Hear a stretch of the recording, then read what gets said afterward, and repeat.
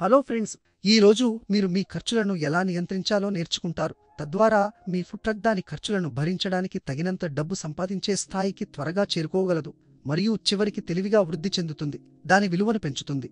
సరళత కోసం, మనం ఒక యూనిట్ అని పిలిచే ఒక వడ్డించే ఆహారానికి ₹100 అమ్మకపు ధర ఉందని అనుకుందాం. మీరు ఒక యూనిట్ ఆహారాన్ని ₹100కు విక్రయించినప్పుడు పదార్థాల ధర ₹54.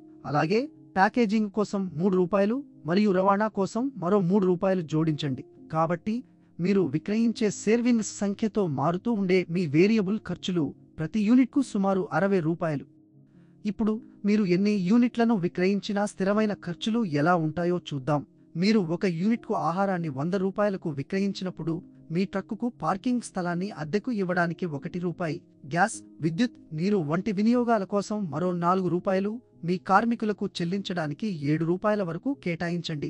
మీరు బయటి కార్మికులను నియమించుకుంటే, మీరు రుణం తీసుకుంటే, మీరు చెల్లించాల్సిన వడ్డీకి అదనంగా ₹1 చేర్చండి. ఇవన్నీ ప్రతి యూనిట్కు సుమారు ₹13 స్థిర ఖర్చులను జోడిస్తాయి. మీరు స్థిర మరియు అస్థిర ఖర్చులు రెండింటినీ కలిపినప్పుడు ₹100కు విక్రయించే ప్రతి ఒక్క ఆహారాన్ని తయారు చేయడానికి మీకు ₹73 ఖర్చు అవుతుంది.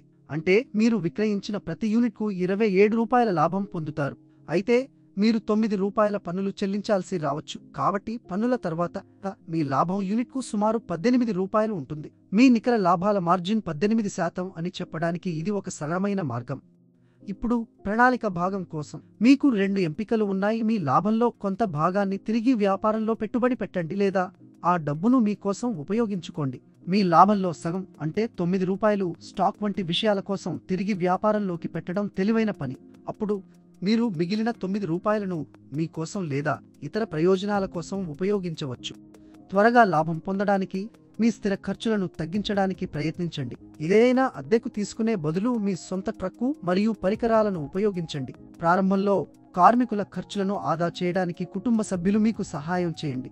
రుణాలు తీసుకునే బదులు మీ సొంత డబ్బును ఉపయోగించుకోండి లేదా స్నేహితులు, కుటుంబం మరియు వ్యాపార భాగస్వాముల నుండి సహాయం పొందండి. ఈ విధంగా మీరు క్రమం తప్పకుండా వడ్డీ చెల్లించాల్సిన అవసరం ఉండదు. స్థిర చెల్లింపుకు బదులుగా లాభాలలో వాటాను వారికి అందించండి. మీరు ఈ ఖర్చులను తక్కువగా ఉంచుకుంటే మీరు మొదటి నెలలోనే లాభం పొందడం ప్రారంభించవచ్చు. మీ వినియోగదారులు మీ ఆహార రుచిని ఇష్టపడినప్పుడు మరియు మీ వ్యాపారం పెరిగినప్పుడు దానిని నడపడానికి మీకు ఎక్కువ డబ్బు అవసరం. మీరు మరిన్ని పదార్థాలను కొనుగోలు చేయాల్సి ఉంటుంది, మరిన్ని వస్తువులను తయారు చేయాలి మరియు పూర్తయిన స్టాక్ కోసం తగినంత డబ్బు ఉండాలి. ఇక్కడే తగినంత పని మూలధనం ఉండటం ముఖ్యం. ఇది మీ వ్యాపారం వృద్ధి చెందడానికి సహాయపడుతుంది. మీరు ఈ డబ్బును బ్యాంకులు లేదా స్థానిక సమూహాల నుండి పొందవచ్చు, కానీ మీ స్వంత ఆదాయాన్ని ఉపయోగించడం చౌకైన మార్గం. మీ లాభాలలో సగం వ్యాపారంలో ఉంచడం మరియు తిరిగి పెట్టుబడి పెట్టడం ద్వారా మీరు 2 పనులు చేస్తారు. మీకు పని చేయడానికి ఎక్కువ వర్కింగ్ క్యాపిటల్ ఉంటుంది మరియు మీరు మీ వ్యాపారం యొక్క విలువను పెంచుతారు.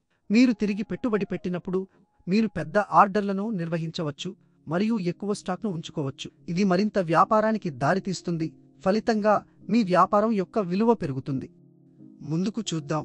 మీరు మీ వ్యాపారాన్ని పెంచుకోవడం కొనసాగిస్తే మొదటి సంవత్సరం చివరిలో ప్రతి ట్రక్ లేదా ఆహార తినుబండార దుకాణం విలువ ₹15 లక్షల నుండి ₹18 లక్షల వరకు ఉండవచ్చు. మీ రుచి వినియోగదారులను ఆకర్షిస్తూనే ఉంటే మీ ఆహార తినుబండారాల విలువ ₹22 లక్షల నుండి ₹25 లక్షల కావచ్చు. మీరు మీ వ్యాపారంలోకి ఎంత ఎక్కువ డబ్బును తిరిగి పెడితే అంత ఎక్కువ క్రెడిట్ పొందవచ్చు, అంత ఎక్కువ అమ్మవచ్చు మరియు మీ వ్యాపార విలువ అంత ఎక్కువగా ఉంటుంది. All the best. చూసినందుకు ధన్యవాదాలు. దయచేసి లైక్ చేయండి, షేర్ చేయండి, వ్యాపార్ కోచ్ ఛానల్కు సబ్స్క్రైబ్ చేయండి.